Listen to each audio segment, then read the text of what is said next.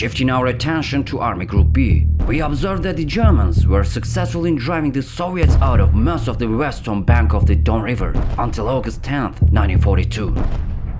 However, the sporadic and persistent Soviet resistance in certain areas caused significant delays in the German advance towards Stalingrad.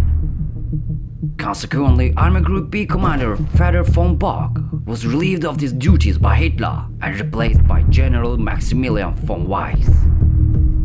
The heavy losses suffered by the Germans in the harsh Soviet defense on the Don made it necessary for Hitler to send additional troops to the Stalingrad front.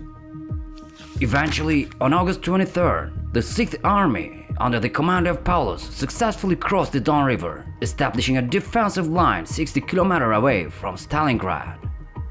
Hitler lauded General Paulus for his achievement and ordered the 4th Panzer Army to proceed towards Stalingrad to lend support to the 6th Army.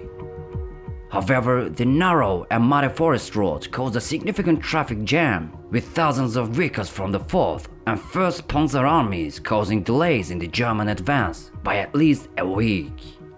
Simultaneously, the German air forces launched a relentless assault on the city of Stalingrad, leaving much of it in ruins. The civilian casualties resulting from this barrage were nothing short of catastrophic, with 955 dead and 1,181 wounded in just 3 days.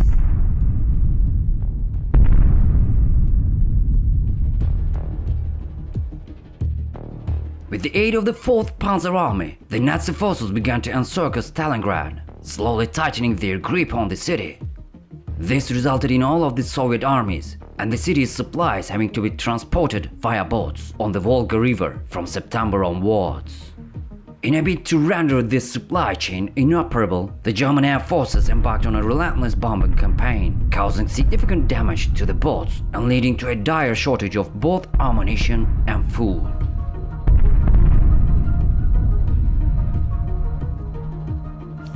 On September 4th, the southernmost panzer units came perilously close to the city, but the following day, the advance was halted due to the fierce counterattack by Soviet soldiers under the command of General Zhukov. Once again, the German air forces played a pivotal role, bombarding the Soviet artillery positions and defense lines, thereby helping to repel the attack. Within a few hours, the Soviets were forced to retreat, losing a staggering 30 out of 120 tanks in the ensuing airstrikes. Following September 27, the brunt of the conflict in the city of Stalingrad shifted towards the north and an industrial zone.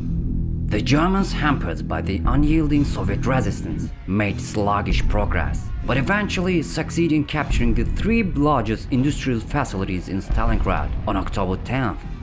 By the end of October, Soviet control over the city had dwindled considerably, and the area they controlled had shrunk to a mere handful of meters along the west bank of the Volga River. It is worth noting that the German Air Force played a pivotal role in this, having carried out a staggering 20,000 sorties by mid-November, dropping an astounding 600 tons of bombs on the city. By early November, the Soviet army had suffered a staggering loss of 60,000 soldiers, primarily due to the devastating air strikes. In comparison, the Germans had lost about 17,000 soldiers, with an additional 3,000 missing and 52,000 injured.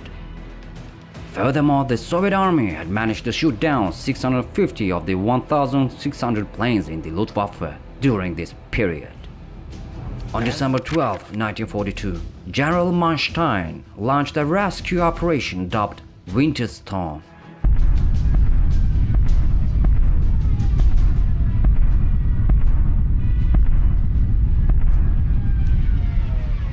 Which entailed the deployment of roughly 120,000 German soldiers, 350 tanks, and 200 planes to liberate their besieged compatriots. Initially, the Germans made considerable headway, with some units covering up to 60 kilometers. However, the tide of this rescue operation began to turn on December 15th, when Stalin ordered 90,000 troops from the Don front to be transferred to the Stalin front to vanquish the encircled German units. Thereafter, Manstein dispatched an intelligence officer to General Paulus, urging him to break the siege and establish contact with their forces. However, Paulus reported that the tanks of the 6th Army had only 30 kilometers of fuel remaining, and his forces lacked the fortitude to attempt an escape under such harsh winter conditions. On December 18th, General Paulus sent a message to Hitler, expressing his readiness to surrender, which Hitler vehemently rebuffed.